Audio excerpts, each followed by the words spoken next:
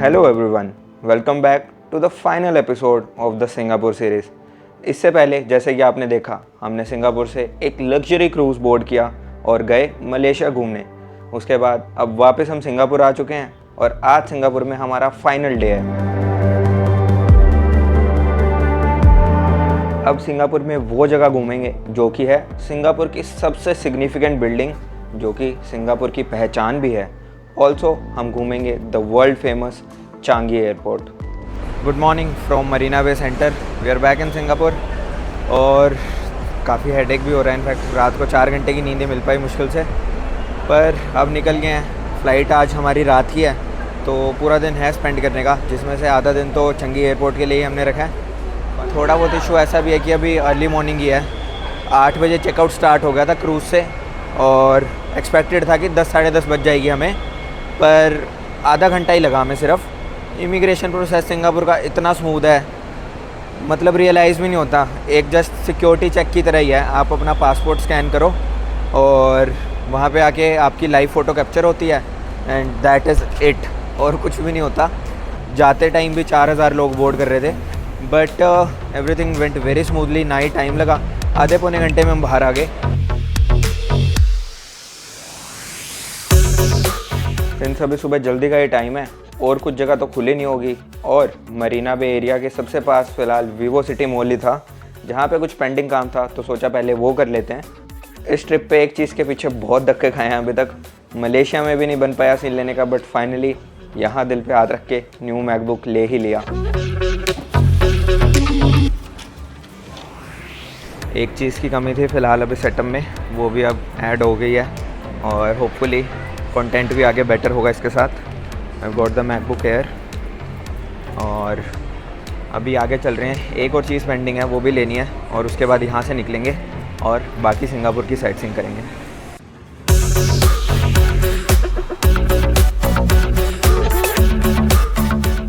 तो यहीं अभी वीवो सिटी मॉल में डीजे स्टोर पे आए थे। मेरे लिए तो सबसे बड़ी कैंडी शॉप यही है। इतना टेम्पटिंग लगता है ना सब देख के यहाँ पे। I was gonna upgrade to this the Osmo Pocket 3, but ये भी स्टॉक में नहीं है। बट एनीवेज, एक अभी ड्रोन की एक स्पेयर बैटरी भी लेनी थी, वो भी ले लिया। बाकी एंटी फिल्टर्स में मिल गए थे। और साथ में गौरव भैया हैं, इन्होंने FPV ड्रोन लिया।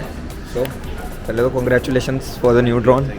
न्यू ड्रोन अनबॉक्स करने का एक्सपीरियंस तो भाई अलग ही होता है। ये जो फीलिंग होती है ना, स्पेशली एक तो ये होता है कि आप बाहर ट्रैवल कर रहे हो तो टेक शॉपिंग ज़रूर होती है, स्पेशली क्योंकि DJI के सीधे तरीके से तो आते नहीं इंडिया में प्रोडक्ट्स, तो जैसे भी आते हैं फिर महंगे बहुत पड़ते हैं।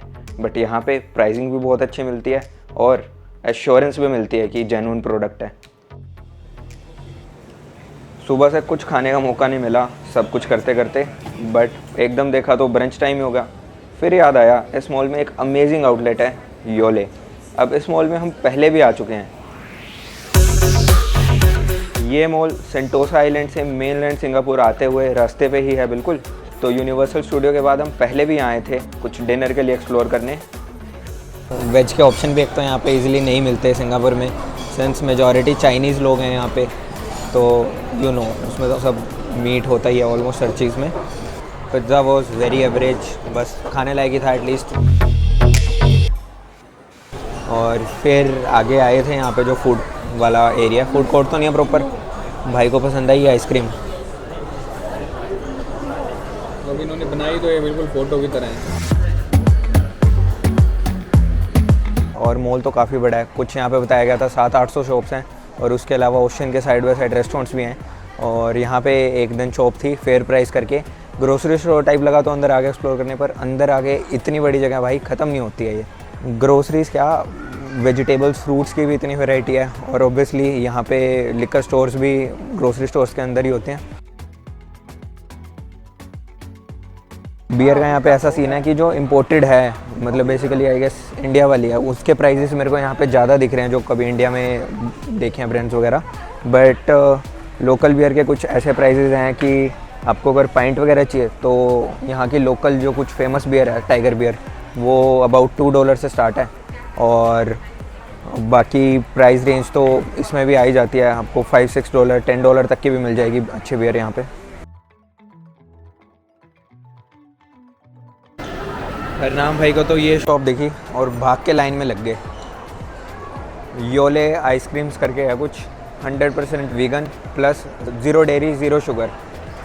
बस 0 शुगर देखा भैया ने भाग पड़े उधर कि भाई कब से आइसक्रीम खाने की क्रेविंग थी, फिटनेस फ्रीक हैं, खा सकते नहीं थे अभी। और कुछ यहाँ पे भी ज़्यादा मतलब गंद मंद और अवॉइड ही करते हैं वो, बट ये दिखा तो साथ के साथ लाइन में लग गए, बिल्कुल कैब कर चुके थे हम ऑलमोस्ट। और तब यहाँ फूड आउटलेट्स में डिस्कवर करी ये 00 योले आइसक्रीम्स। ये क्या आइटम है?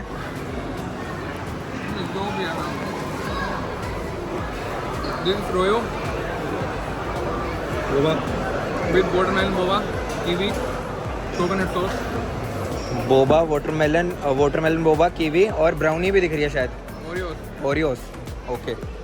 और ये क्या लिया? ये भाई ने लिया फ्रोयो लग रहा है मेरे को, ये वाटरमेलन और कोकोनट नहीं, ये है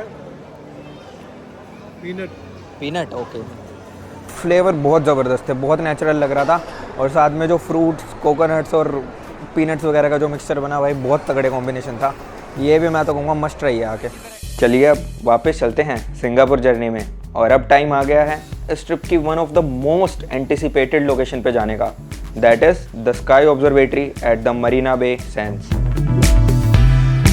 अब मरीना बे सैंड्स एक पूरा 5 स्टार लग्जरी एक्सपीरियंस है, क्योंकि यहाँ पे हैं अमेजिंग कैसीनोज और सबसे प्रीमियम और लग्जरियस शॉपिंग ब्रांड्स, जिसके अंदर एक इंडोर लेक है पूरे मतलब एरिया की वाइब ही कुछ अलग है। और यहाँ हम पहुँचे नॉन पीक आवर्स पे, तो हमें टिकट भी 32 SGD की पड़ी, जो कि अबाउट इंडिया के 2000 रुपीज़ के अराउंड बनते हैं।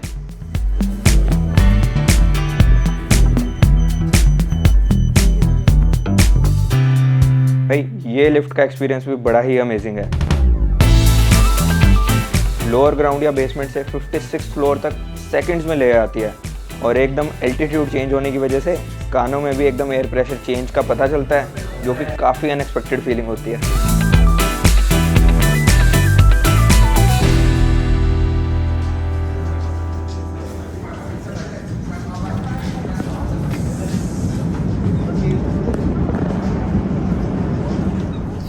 सिंगापुर का ट्रिप 4-5 दिन हो गए हैं, बट एक चीज़ मिस हो गई थी, जो कि आज जैसे तैसे हिम्मत मार के आए हैं। कल बिल्कुल कुछ नींद नहीं पूरी हुई। 4 बजे कितने बजे थे? रात को 2 बजे सोए और 6 बजे उठ के फिर निकल पड़े थे। और आज सारा वो इमिग्रेशन वाला प्रोसेस करके फिर आए हैं। उसके बाद वीवो मॉल में शॉपिंग करी है और then finally we are at the Marina Bay Sands Sky 2।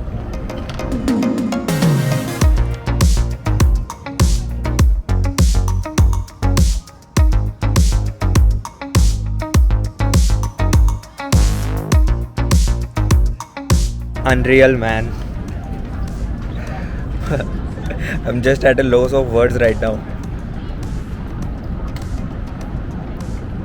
Sky scrapers की ये जो पूरी सिटी लाइन दिख रही है यहाँ से।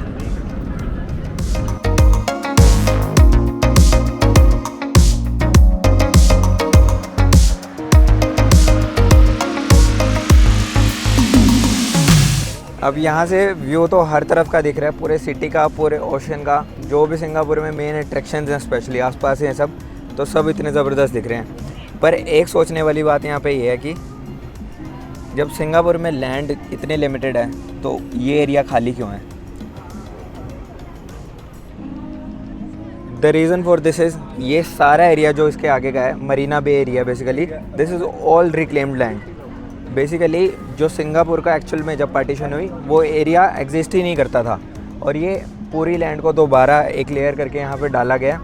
और अभी around I guess 20 to 30 years कुछ हुए हैं, तो एक क्या लो उसका मेच्योरिंग टाइम है, उसके बाद यहाँ पे कंस्ट्रक्शन स्टार्ट होगी। बट अभी ये सारा फॉरेस्टेड एरिया है।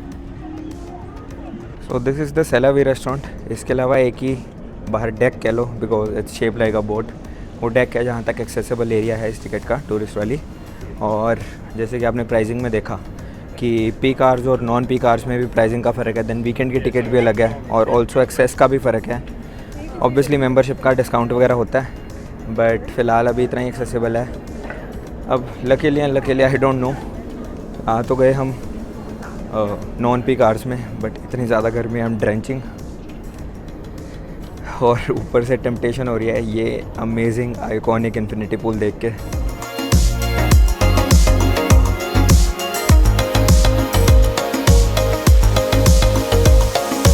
थोड़ा सा डिस्कम्फर्ट तो है, but part and parcel of the game.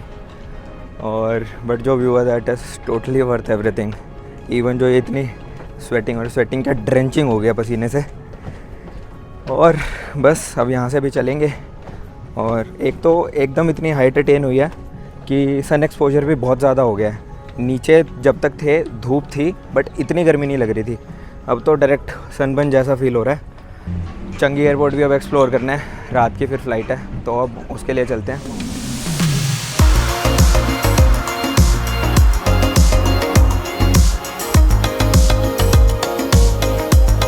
यहाँ की मेट्रो भी काफ़ी दिल्ली मेट्रो की तरह है। इनफैक्ट कुछ डब्बे तो बिल्कुल ही इंडिया वाली मेट्रो की तरह ही हैं, और स्टेशंस भी वैसे ही हैं, एक्सेप्ट रश बहुत कम है यहाँ पे।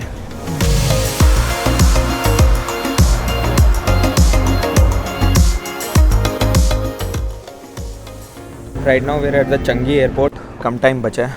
आज मरीना बे सैंड्स में भी काफ़ी टाइम लग गया, और अब जूल्स की जो एक्टिविटी है सिंगापुर एयरपोर्ट की, उसमें देखते हैं कि कितना टाइम निकल पाता है या एक्सप्लोर कर भी पाते हैं या नहीं।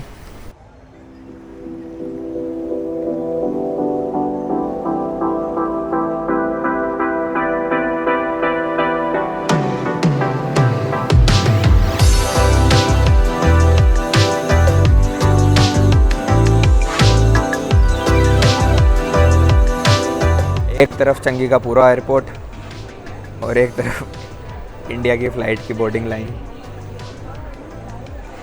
घूम के अगले टर्मिनल तक जा रही है वो। तो लगेज तो चेक इन हो गया।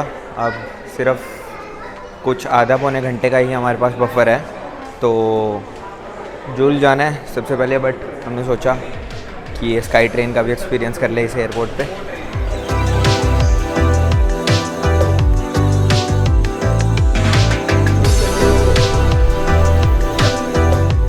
देखते ही देखते आप इस स्फेरिकल बिल्डिंग में एंटर करते हो जिसे जूल कहते हैं, और आते ही नज़र आता है ये amazing waterfall that is the heart of this joule.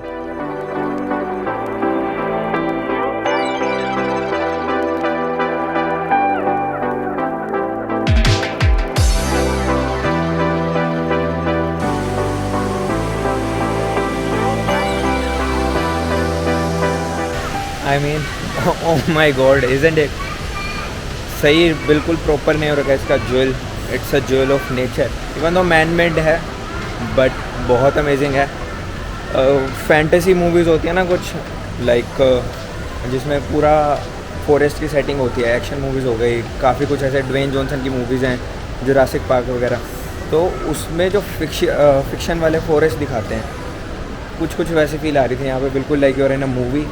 और बस this thing is just amazing to admire at. और अब बाकी जो एक्सप्लोर करने के लिए आया हूँ, देखते हैं और क्या है यहाँ पे। टाइम आने जाने में ही लग गया थोड़ा बहुत, आधा घंटा होगा मुश्किल से। So will make the best use of it.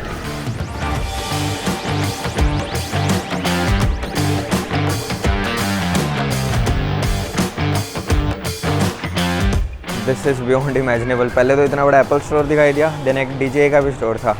So naturally I had to ask for the Osmo Pocket 3, but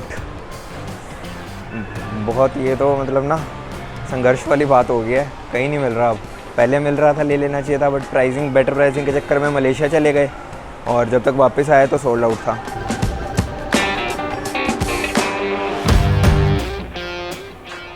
live kitchen, luxury restaurants और बहुत कुछ है बेसिकली यहाँ। शॉपर्स पैराडाइज है पूरा। और इवन मतलब मेरे को नहीं लगता यहाँ पे 1-1.5 घंटा इनफ है घूमने के लिए। And the best thing is ये व्यू कभी नहीं जाता। सो बीच में पूरा एक रिजर्व्ड एरिया है, और उसके अराउंड पे सब शॉपिंग शॉप्स।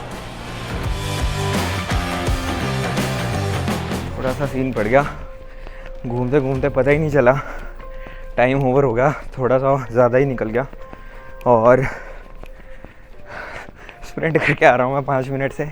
बहुत लंबा रास्ता है, 1-1.5 किलोमीटर होगा आई गेस वापस टर्मिनल तक। और वैसे घूमने को तो इतना बड़ा नहीं है जुल, जैसे कि मैंने बोला, बट अगर अच्छे से एक्सप्लोर करना है फिर इजीली 2 घंटे चाहिए वहाँ पे।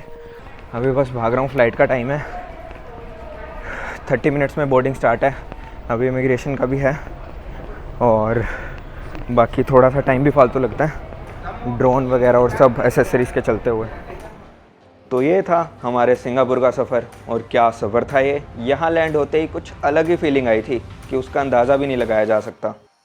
फिर चाहे वो गार्डन्स बाय द बे में नेचर से कनेक्ट करना हो, या यूनिवर्सल स्टूडियोज़ में अपने चाइल्डहुड से जेंटिंग ड्रीम क्रूज़ का लग्जरी एक्सपीरियंस से लेके मरीना बे सैंड्स की वाइब, सिंगापुर की अपनी अर्बन वाइब जो कि इतनी अच्छी है आपको कभी रियलाइज़ ही नहीं होता कि आप एक कॉन्क्रीट जंगल में हो। और वर्ल्ड के one of the most famous airport का एक्सपीरियंस, क्या ही एक्सपीरियंस था वो। इंटरनेशनल ट्रैवल करने का मन है तो Singapore hands down one of the best country है ट्रैवल करने के लिए, स्पेशली अगर आपका फर्स्ट इंटरनेशनल ट्रिप हो। तो अब टाइम है घर वापस जाने का। तो मिलते हैं एक नेक्स्ट ट्रिप पे, एक न्यू एडवेंचर पे। वीडियो पसंद आया हो तो like, comment, share and subscribe.